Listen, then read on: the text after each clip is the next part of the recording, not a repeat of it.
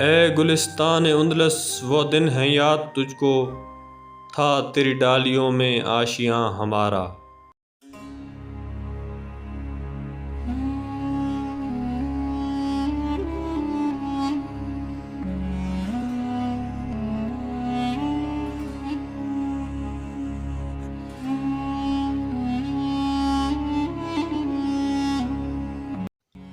اندلس پر مسلمانوں نے تقریباً 800 سالہ حکومت کے دوران جہاں علم و فضل کو ترقی دی، وہاں شاندار مسجدیں اور محل بھی تعمیر کرائے، لیکن مسلمانوں کے زوال کے بعد ان کے نشانات مٹ گئے۔ چند بچ جانے والے آثار آج بھی مسلمانوں کی عظمت پارینہ کے شاہد ہیں، جن میں غرناطہ کا قصرہ الحمرا خاص شہرت کا حامل ہے۔ اندلس کو طارق بن زیاد جیسے عظیم سپہ سالار اور اس کے بعد آنے والے مسلم حکمرانوں کی وجہ سے وہ عظمت و رفعت ملی کہ تاریخ میں اس کی مثال نہیں ملتی۔ لیکن ہر عروج کو زوال ہوتا ہے۔ پھر اندلس نے اپنوں کی سازشوں، حکمرانوں کی کوتاہیوں اور کمزوریوں کے بعد مسلمانوں کے تقریباً 800 سالہ اقتدار کو ڈوبتے بھی دیکھا۔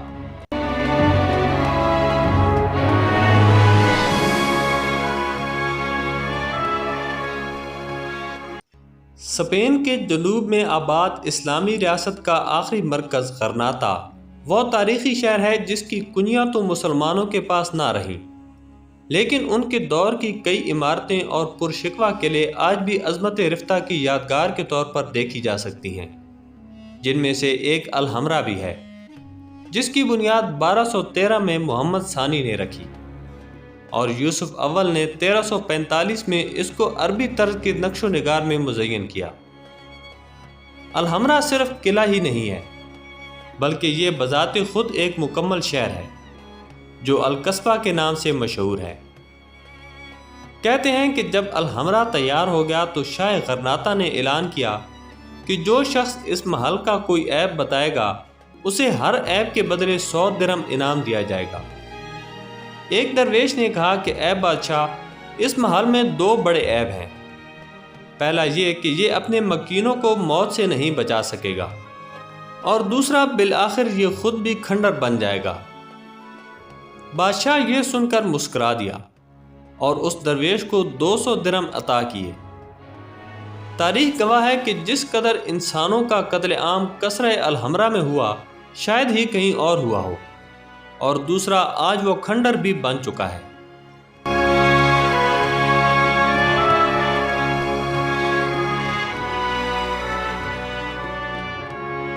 ناظرین، الحمرا ایک پہاڑی السبیکہ پر بنایا گیا تھا جس کے 3 حصے ہیں۔ جنت العریف جو باغ اور فواروں پر مشتمل ہے، دوسرا القصبہ جو دفاعی برج اور فوجی بیرکوں پر مشتمل ہے، اور تیسرا النصرہ محل جو خوبصورتی اور جاذبیت کا مرکز ہے۔ کہتے ہیں کہ نصری بادشاہوں نے قرآن میں جنت کی منظرکشی سے متاثر ہو کر جنت العریف تعمیر کرایا تھا۔ پہاڑی پر بنی ان تینوں عمارتوں کے گرد سرخ رنگ کی فضیل ہے، اسی سرخ رنگ کی مناسبت سے اسے الحمرا کہتے ہیں۔ الحمرا محل کا سب سے خوبصورت حصہ کورٹ آف لائنز یعنی شیروں کا صحن ہے۔ یوں تو الحمرا میں بہت سے صحن پائے جاتے ہیں، لیکن شیروں کا صحن ان میں سب سے خوبصورت ہے۔ اس صحن کو عربوں کی فن تعمیر کی خوبصورت ترین مثال کہا گیا ہے، جہاں 12 شیروں کی کمر پر ایک پلیٹ سی رکھی گئی ہے جس میں فوارہ نصب ہے، اور اس فوارے اور شیروں کے منہ سے پانی گرتا رہتا ہے۔ پورے محل میں ہر جگہ دیواروں، چھتوں، محرابوں، ستونوں اور دریچوں پر لا غالب الا اللہ یعنی اللہ کے سوا کوئی غالب نہیں کندہ ہے۔ یہ نصری حکمرانوں کا نعرہ تھا جسے انہوں نے آنے والی نسلوں کو ذہن نشین کروانے کے لیے جگہ جگہ کندہ کروایا، مگر آنے والی نسلیں یہ بات بھولتی چلی گئیں، اور پھر انجام یہ ہوا کہ آخری نصری حکمران ابو عبداللہ، جسے اس کی ماں نے دوپٹہ باندھ کر فرار کرایا تھا، بزدلی، غداری اور پستی کی علامت بن گیا۔ سلطان ابو عبداللہ غرناطہ کا آخری مسلمان حاکم تھا۔ جب اس نے غرناطہ کو بادشاہ فردینینڈ اور ملکہ ازابیلا کے حوالے کر دیا اور شہر سے روانہ ہونے کے بعد اپنے خاندان کے ساتھ ایک اونچے مقام پر پہنچا تو آخری بار اس نے شاندار محل کو دیکھا اور گہری آہ بھری، جس پر اس کی ماں نے کہا کہ جس کا تم مرد بن کر دفاع نہ کر سکے اس کے لیے عورتوں کی طرح آنسو بہاؤ۔